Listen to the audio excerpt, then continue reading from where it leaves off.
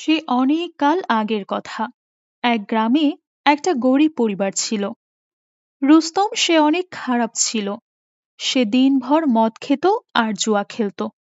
আর তার স্ত্রী ছিল খুবই পরহেজগার। মা, আমাকে ইসলামের দ্বীনের কথা বলুন। হ্যাঁ আমার লক্ষ্মীটি। মা, উম্মতের সুপারিশ কে করবে? আমাদের সুপারিশ আমাদের নবী হজরত মুহাম্মদ সাল্লাল্লাহু আলাইহিসাল্লাম করবেন। আল্লাহ যখন আমাদের পাপের শাস্তির জন্য আমাদের জাহান্নামে নিক্ষেপ করতে চাইবেন, তখন আল্লাহ তাআলার রাসূল আমাদের জন্য সুপারিশ করবেন। কেননা আল্লাহর হাবিব আল্লাহই জিতিয়ে দেবেন। তিনি আল্লাহর রহমত আমাদের জন্য জ্ঞাপন করবেন। মা, হযরত আলী রাদিয়াল্লাহু তাআলা আনহুকে সেজদায় কেন মেরে ফেলা হয়েছিল? মা, আমি মরে গেলে তো কবরে একাই থাকতে হবে, তাই না? মা, আমার না কবরস্থানে একা যেতে ভয় করে।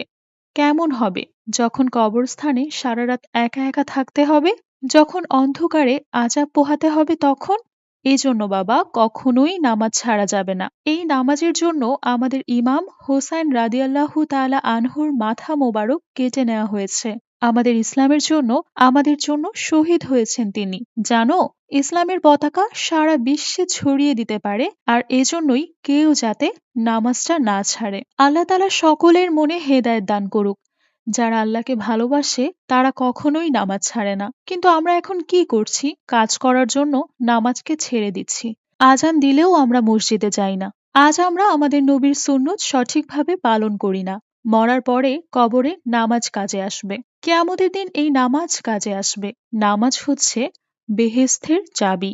কিয়ামতের দিন সবাই বলবে, ইয়া নাফসি ইয়া নাফসি, আমার জান, আমার জান। তারপর একটি আওয়াজ আসবে, ইয়া আল্লাহ, আমার উম্মত, আমার উম্মত, আমার উম্মত। মা, আজ থেকে আমিও নামাজ আদায় করব।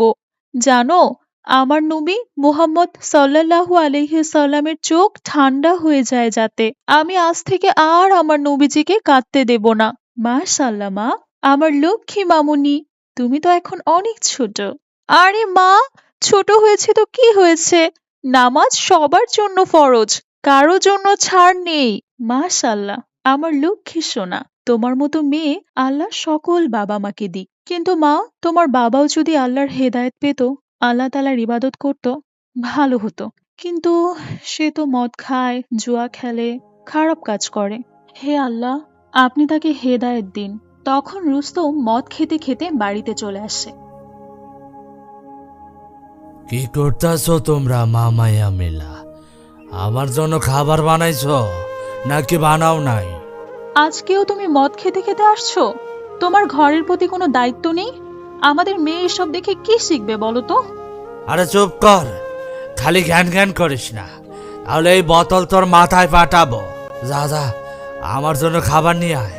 রাবেয়া তার জন্য খাবার আনতে যায় এবং খাবার নিয়ে আসে।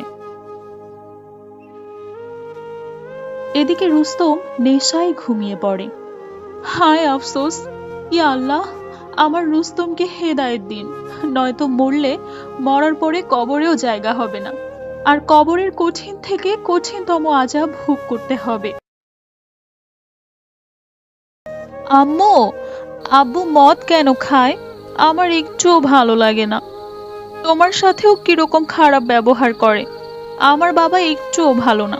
ছি, বাজে বাবা। এভাবে বলে না মামুনি, তোমার বাবা তো তোমারই বাবা। বাবা যেমনই হোক না কেন, বাবা তো বাবাই হয়। এভাবে আর কখনো বলবে না মামুনি। ঠিক আছে আম্মু, আমি আর কখনোই এসব বলবো না। চলো মা, এখন তুমি ঘুমাতে যাবে। ফজরের নামাজের জন্য উঠতে হবে তো আমাকে। আম্মু, আমাকেও নামাজের জন্য উঠিয়ে দিও, আমি নামাজ আদায় করব। ঠিক আছে মামুনি, কিন্তু ঘুমানোর আগে একটা দোয়া পড়তে হবে।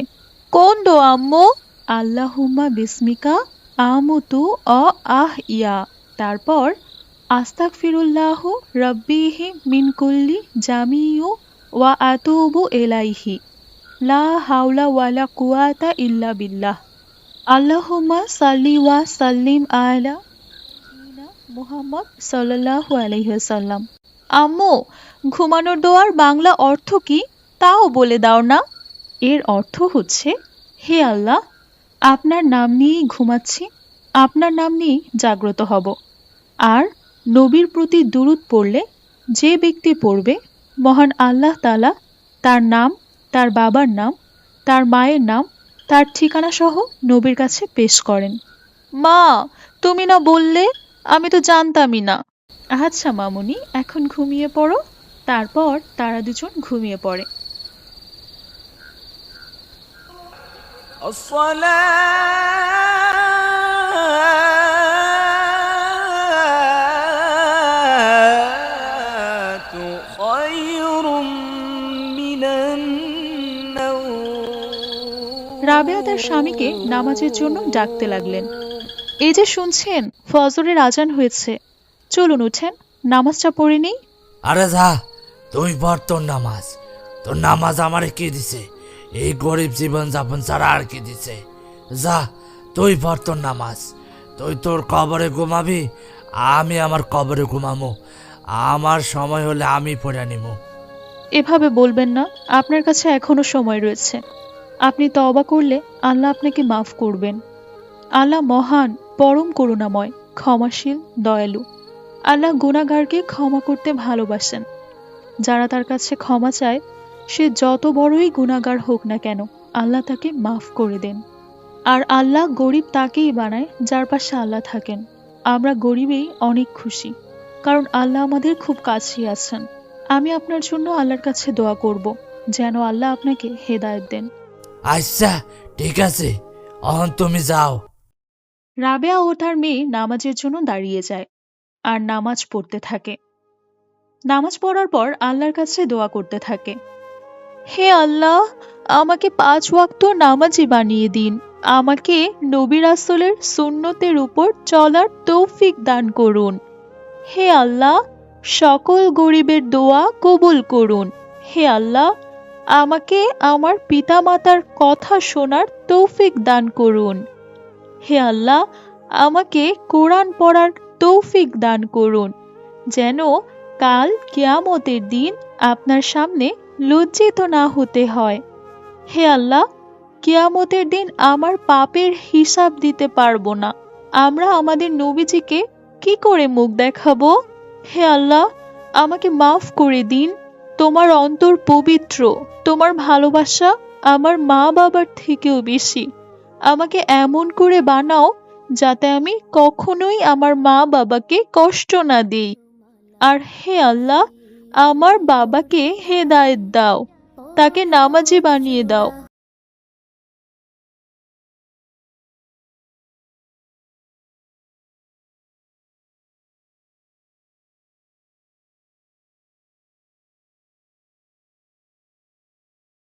আরে, কাজে নিবেন? আরে না, আমার লোক ঠিক করা আছে।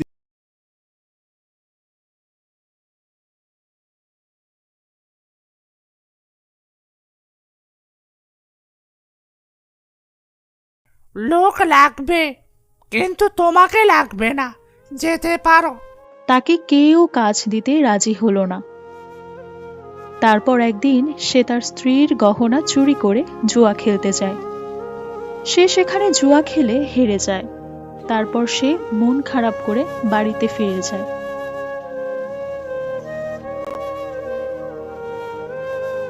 সে ঘরে গিয়ে দেখলো তার স্ত্রী নামাজ পড়ছে। হে, এ তো সব সময় নামাজ পড়তে থাকে, কে জানে এ এত নামাজ পড়া সে কি করে। আরে, নামাজ পড়া হইলে এবার আমার জন্য খাবার নিয়ে আসো।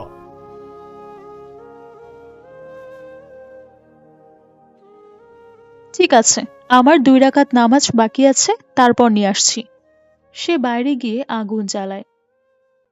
ঠিক আছে, চুলাটা গরম হোক, তারপর তাদের জন্য খাবার বানিয়ে দিব। ততক্ষণে ২ রাকাত নামাজ পড়ে আসি। চুলা জ্বালিয়ে সে নামাজ পড়তে থাকে। সে জানতো না যে সামনে একটা খারাপ ঘটনা ঘটতে যাচ্ছে। তখন তার ছোট্ট মেয়ে বাইরে যায় আর জ্বলন্ত আগুনে পড়ে যায়। মা, আমাকে বাঁচাও! বাবা, আমাকে বাঁচাও! তখন রুস্তম হাফসার চিৎকার শুনে দৌড়াতে দৌড়াতে বাইরে আসে। সে এসে দেখে তার মেয়ে চুলায় পড়ে গেছে। এবং জ্বলতে জ্বলতে হাফসা পুড়ে মারা যায়। এসব দেখে রুস্তমের অনেক রাগ হয়। ওদিকে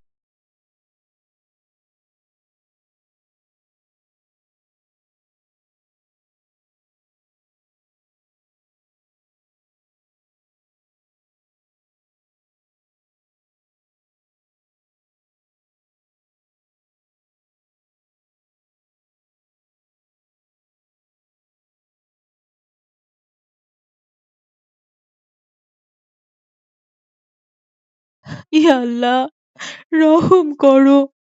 দেখ, তোর নামাজ তোর মেয়েরে ছিনায় নিছে।